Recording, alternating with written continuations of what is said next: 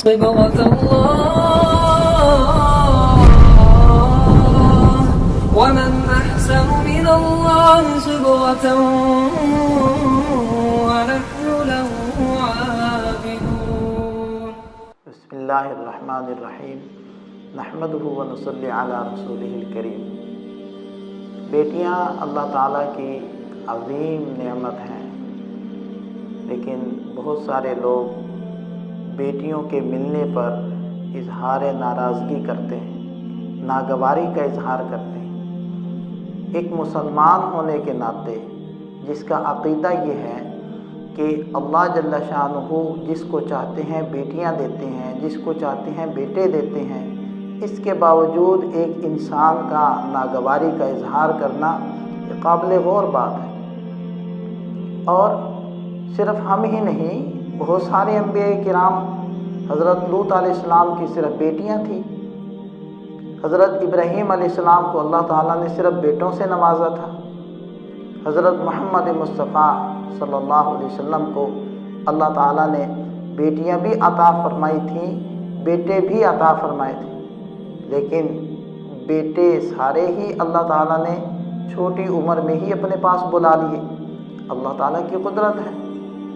اور حضرت یحییٰ علیہ السلام اور حضرت عیسیٰ علیہ السلام، ان حضرات کو اللہ تعالیٰ نے اولاد سے نہیں نوازا.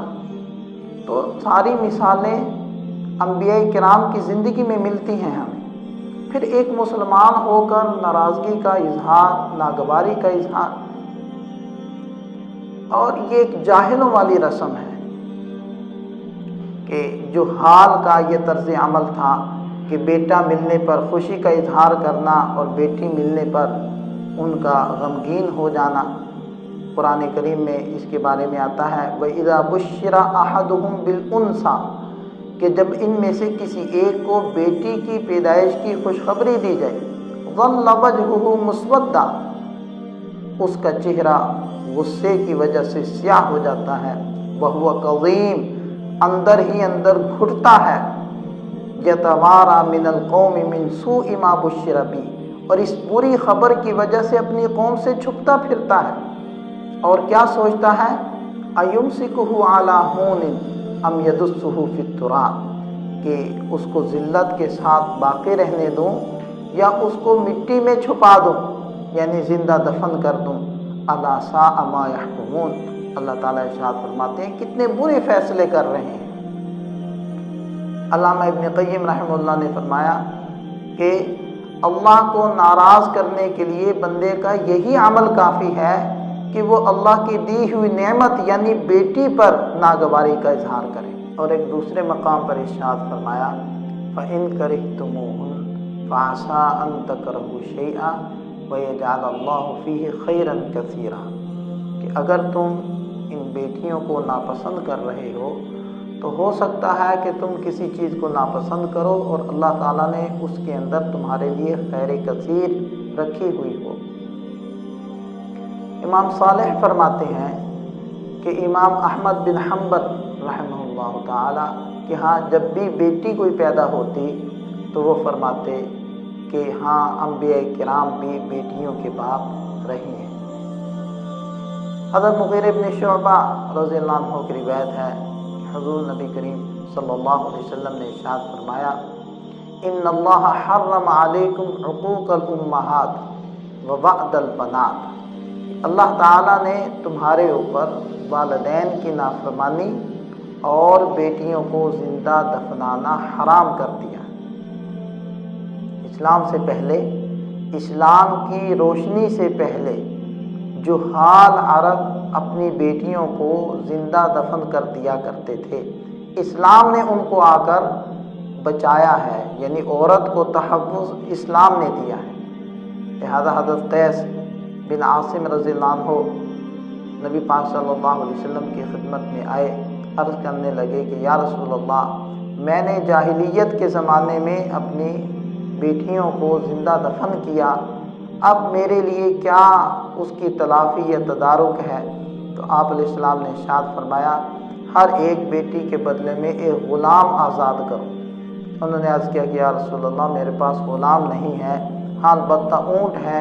تو آپ علیہ السلام نے ارشاد فرمایا کہ ہر بیٹی کے بدلے میں ایک اونٹ ذبح کرو اور اس کی طرف سے صدقہ کرو۔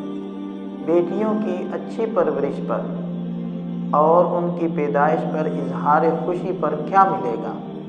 حضرت انس بن مالک رضی اللہ عنہ کی روایت ہے کہ نبی پاک صلی اللہ علیہ وسلم نے ارشاد فرمایا من آل جاریتین حتی تبلغا، جس نے اپنی دو بیٹیوں کی، دو بچیوں کی پرورش کی یہاں تک کہ وہ سن بلوغت کو پہنچ گئی، جاء یوم القیامہ انا وہوا، وہ قیامت کے دن ایسے آئے گا کہ میں اس کے ساتھ ایسے ملا ہوا ہوں گا، وضم اصابعہ، اور نبی پاک صلی اللہ علیہ وسلم نے اپنی دو انگلیوں کو ایسے جوڑ کر اشارہ کیا۔ اور ایک اور ترمذی شریف کی روایت میں آتا ہے کہ دخلت انا وہوا، کہ میں اور وہ جنت میں داخل ہوں گے، اور پھر آپ علیہ السلام نے ایسے دو انگلیوں کا اشارہ فرمایا۔ اور ایک اور روایت میں سرکار مدینہ صلی اللہ علیہ وسلم نے یوں ارشاد فرمایا کہ جس نے اپنی دو بیٹیوں یا تین کی پرورش کی، یا دو بہنوں یا تین کی پرورش کی، یعنی اس کے اندر بہنوں کی پرورش کو بھی بیٹیوں کی پرورش کے ساتھ جوڑا، فرمایا کہ یہاں تک کہ وہ ان سے جدا ہو گیا۔ جدا ہونے کے دو مفہوم ہے کہ وفات پا گیا یا پھر ان کی رخصتی کر دی، بیاہ دیا، تو فرمایا کہ قیامت کے دن میں اور وہ جنت میں ایسے داخل ہوں گے۔ اور پھر آپ علیہ السلام نے اپنی شہادت کی انگلی اور درمیان والی انگلی کو جوڑ کر اشارہ فرمایا۔ حضرت ام عائشہ صدیقہ رضی اللہ عنہا ارشاد فرماتی ہیں کہ ایک مرتبہ ہمارے گھر ایک عورت آئی جس کے ساتھ اس کی دو بیٹیاں تھیں، اور وہ کچھ ہم سے کھانے کے لیے طلب کر رہی تھی۔ تو فرماتی ہیں کہ ہمارے ہاں کچھ نہیں تھا کھانے کے لیے، البتہ ایک کھجور مجھے مل گئی، تو میں نے وہ کھجور اس عورت کو دے دی۔ اس نے اس کھجور کے دو ٹکڑے کیے، ایک ٹکڑا اپنی ایک بیٹی کو دیا، دوسرا ٹکڑا اپنی دوسری بیٹی کو دیا، اور تھوڑی دیر کے بعد وہ اٹھ کر چلی گئی۔ جب نبی پاک صلی اللہ علیہ وسلم تشریف لائے تو فرماتی ہیں کہ میں نے اس کا تذکرہ آپ علیہ السلام کے سامنے کیا تو نبی پاک صلی اللہ علیہ وسلم نے ارشاد فرمایا جس کو اپنی بیٹیوں کی وجہ سے معمولی سی تکلیف بھی پہنچی تو یہ بیٹیاں قیامت کے دن اس کے لیے جہنم کی آگ سے آڑ بن جائیں گی، پردہ بن جائیں گی، جہنم کی آگ اس تک پہنچنے نہیں دیں گی۔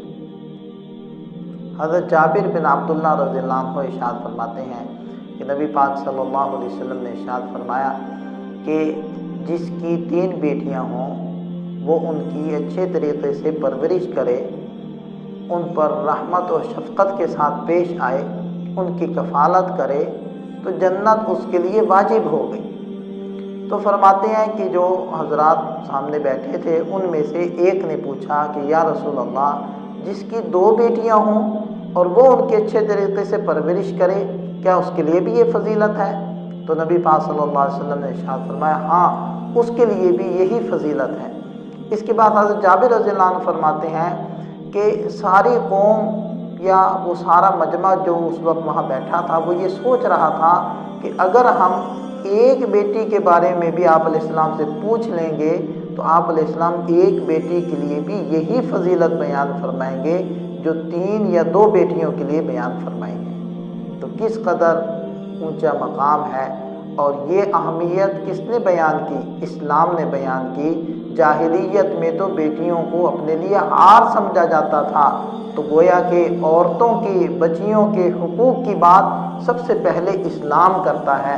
میں اس موقع پر کہنا چاہوں گا کہ حقوق نسواں کی آواز اٹھانے والے اور عورتوں کو برابری کے حقوق دلوانے والے اس وقت کہاں تھے جب بچیوں کو زندہ دفن کیا جا رہا تھا اور ان کو اپنے لیے عار سمجھا جا رہا تھا؟ اس موقع پر اگر بچیوں کو تحفظ دیا اور بیٹیوں کے حقوق کو بیان کیا اور بیٹیوں کو اپنے لیے عزت کا اور فضیلت کا سبب کس نے قرار دیا؟ وہ اسلام نے قرار دیا۔ اسلام وہ شفقت بھری چادر ہے یا شفقت بھری گود ہے کہ جیسے ماں کی گود ہوتی ہے اور اس میں تحفظ ملتا ہے۔ اسلام کی گود میں بھی عورتوں کو بھی تحفظ ہے، مردوں کو بھی تحفظ ہے۔ اللہ تعالی ہمیں اس چیز کی سمجھ عطا فرمائے۔